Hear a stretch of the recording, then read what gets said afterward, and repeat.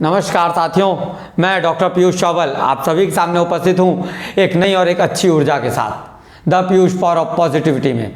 The Piyush power of positivity आप सभी के लिए हर बार एक नए और अच्छी शिक्षा की बातों को लेकर एक नई ऊर्जा के साथ आपके साथ में उपस्थित होता है।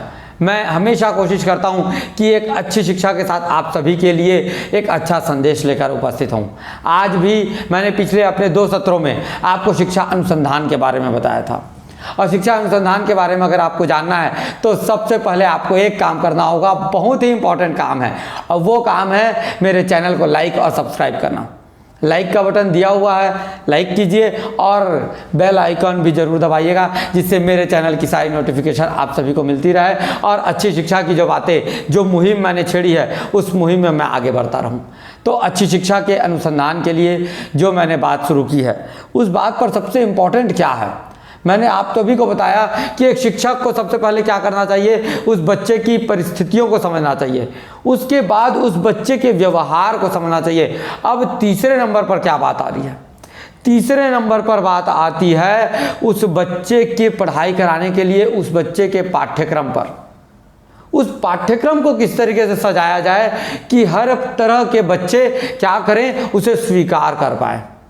हमें सबसे पहले पाठ्यक्रम को सजाना आना चाहिए। एनसीईआरटी और एससीईआरटी हमें पाठ्यक्रम देते हैं, हमें वो बताते हैं कि इसे पढ़ाया जा सकता है। उस पाठ्यक्रम को सजाना एक शिक्षक का कार्य होता है कि कैसे पाठ्यक्रम को सजाया जाए कि वो हर प्रकार का बच्चा उसे स्वीकार कर सके, हर तरह का बच्चा स्वीकार कर सके। तो पाठ्यक्रम में सबसे पहले शुरुआत के जो 3 महीने होते हैं, उसमें सबसे पहले शिक्षक क्या करे, उस पाठ्यक्रम की सबसे सरलतम पाठ्यों को ले ले, सरलतम चैप्टर्स को ले ले और सरलतम चैप्टर्स को 3 महीने तक पढ़ाए। कम से कम 40 से 45% ऐसा हिस्सा होता है जो एकदम सरलतम होता है उस कक्षा के लिए, चाहे वो कोई भी कक्षा हो, उस कक्षा के लिए 40 से 45% ऐसा हिस्सा होता है जो एकदम सरल हो। सबसे पहले उस हिस्से को लें और 3 महीने तक उसी हिस्से को पढ़ाएं, उसी हिस्से को बच्चे के प्रति पूरी तरह से समर्पित होकर पढ़ाएं, पूरा घुस जाए उस पढ़ाई पर।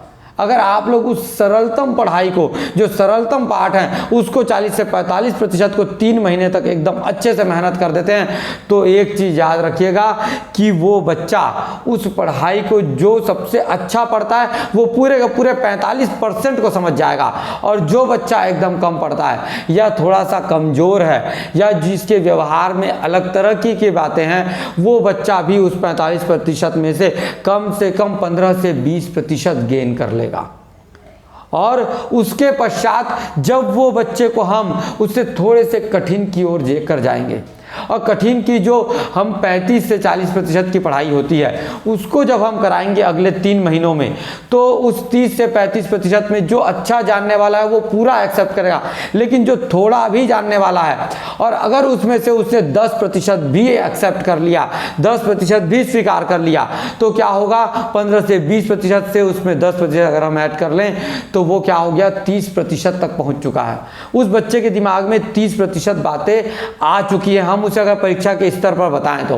और अंतिम बचे जो 15-20% की पढ़ाई है, जो बहुत ही कठिन होती है, हमें लगता है, हम उसे पार्ट में डिवाइड कर लें और ऐसा पढ़ाएं कि वो 20% पढ़ाई में से अगर बच्चा 5% भी स्वीकार कर ले, तो जिस बच्चे के पढ़ाई में बिल्कुल मन नहीं लग रहा है लेकिन थोड़ा थोड़ा करते करते वो 30% तक पहुंच चुका है, अगर वो 5 से 10% भी स्वीकार कर लेता है तो 40% उसका बन गया।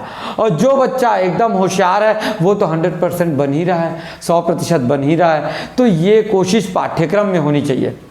अगर शिक्षक अपने अनुसंधान में पाठ्यक्रम को इस तरीके से सजा देता है कि बच्चे का दिमाग उसके पाठ्यक्रम के अनुसार कार्य करने लगे, तो एकदम सच्चाई कह रहा हूँ दोस्तों, वो बच्चा एकदम खुश हो जाएगा और पढ़ने में इंटरेस्टेड होने लग जाएगा।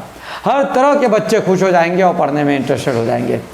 तो आप सभी बहुत अच्छे से कोशिश करते हैं, समाज का हर वर्ग इस तरीके की कोशिश को क्या करे, विकासशील बातों को लेकर आए।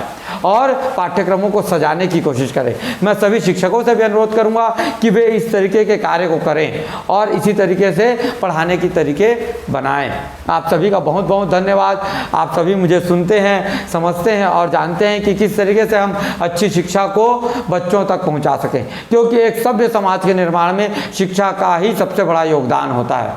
आप सभी का बहुत बहुत धन्यवाद। इस तीसरे सत्र में हमने क्या सीखा, अच्छी शिक्षा को किस तरीके से बच्चे को प्रेजेंट किया जाए, प्रस्तुत किया जाए। तो बहुत बहुत धन्यवाद। अच्छी कोशिश आप सभी करते रहें और मेरी कोशिश को सराहना करते रहें और मेरे चैनल को सब्सक्राइब करके मेरी ऊर्जा को और ज़्यादा बढ़ाएं। आप सभी का धन्यवाद। जय हिंद, जय शिक्षा।